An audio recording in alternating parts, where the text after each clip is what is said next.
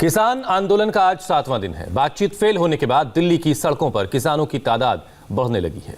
सिंघू और टीकरी के बाद यूपी नोएडा बॉर्डर भी बंद कर दिया गया है। प्रदर्शन की वजह से मंगलवार को सरकार और किसान नेताओं के बीच 4 घंटे तक बातचीत होती रही, लेकिन नतीजा नहीं निकल सका।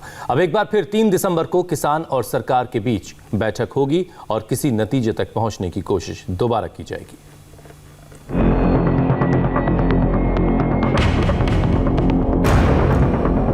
किसान आंदोलन के 6 दिन बाद कल पहली बार सरकार और किसानों के बीच बातचीत हुई।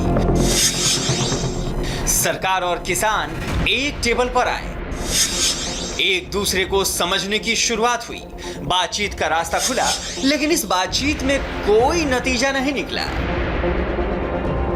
अच्छी बात सिर्फ ये हुई कि बैठक 4 घंटे चली और ये तय हुआ कि किसान अपनी मांगे विस्तार में लिखकर सरकार को देंगे और गुरुवार को फिर से बैठक होगी।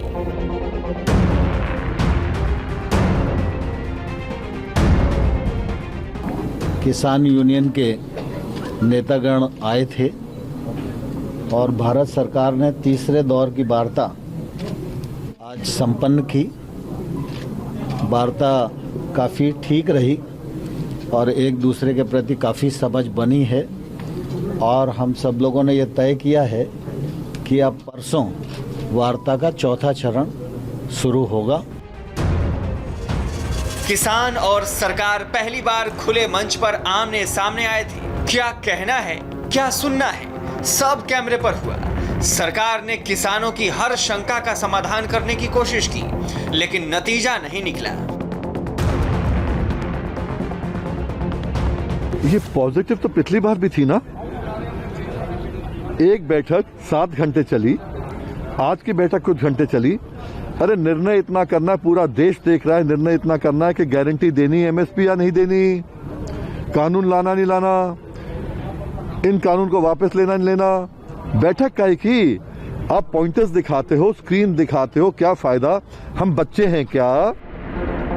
अब सवाल है कि कल हुई बातचीत नतीजे तक क्यों नहीं पहुंची?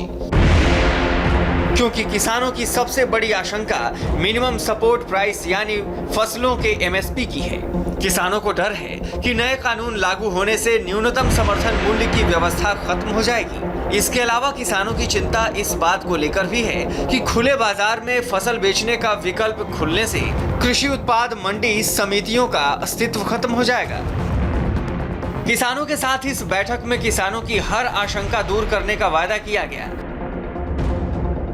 विज्ञान भवन में मोदी सरकार के 3 मंत्रियों ने 35 किसान नेताओं से करीब 4 घंटे की मैराथन बातचीत की, लेकिन घंटों तक किसानों के साथ मंत्रियों की माथापच्ची के बावजूद किसानों के आंदोलन का फिलहाल कोई समाधान नहीं निकला। तो उन्होंने कहा कि एक काम करते हैं, एक छोटी कमेटी बना लेते हैं और छोटी कमेटी बनाकर हमारे जो कृषि विशेषज्ञ हैं वो और मैं बैठ जाते हैं। तो हमने कहा कि देखिए कमेटी तो यही रहेगी और इसमें 5-7 लोग हैं जो बोलते हैं, बाकी तो बोलते भी नहीं हैं, तो वो करते रहेंगे। तो उन्होंने कहा मुझे भी आपत्ति नहीं है, अगर बड़ी कमेटी रहती तो बड़ी रहे, छोटी छोटी रहे। आप कल चल के इसमें बताइए कि तीनों अध्यादेश में बिंदुवार, अध्यादेश क्रमांक 1 में क्या क्या हमारी मिस्टेक है, 2 में क्या क्या मिस्टेक है, 3 में क्या क्या मिस्टेक है और इसमें सुधार, 1 में क्या चाहते हैं, 2 में क्या चाहते हैं, 3 में क्या चाहते हैं। ऐसा एक काम करके आप कल कर लीजिए तैयार अपनी की बैठक में और परसों हमारे पास आइए, मैं बैठूंगा, हमारे अधिकारी होंगे, उनके साथ बैठ के हम डिस्कस करेंगे। बातचीत बेनतीजा होने की वजह से 6 दिनों से चल रहे इस किसान आंदोलन में भीड़ बढ़ती जा रही है। पंजाब और हरियाणा से और किसान दिल्ली आने की तैयारी कर रहे हैं। मतलब दिल्ली के लोगों की मुसीबतें भी बढ़ जाएंगी।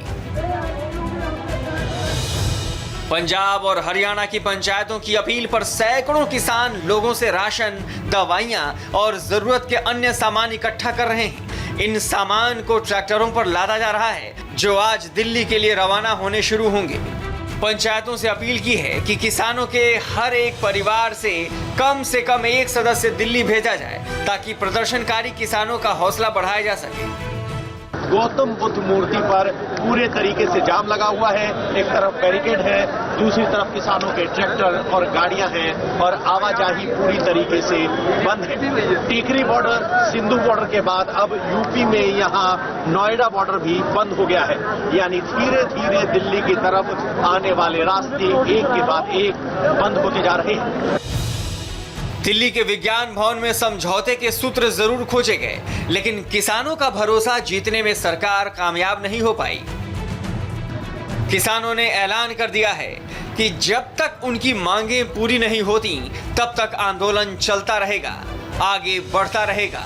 किसानों के तेवर नरम नहीं हो रहे हैं। वो अपनी मांगों से रत्ती भर भी पीछे हटने को तैयार नहीं और न ही आंदोलन रोकने को तैयार है। अब स्थिति ये है कि हरियाणा और उत्तर प्रदेश से दिल्ली आने वाली सारी सड़कें दिल्ली के बॉर्डर पर ठहर सी गई हैं। किसानों के इस आंदोलन का असली कैप्टन कौन है, ये सवाल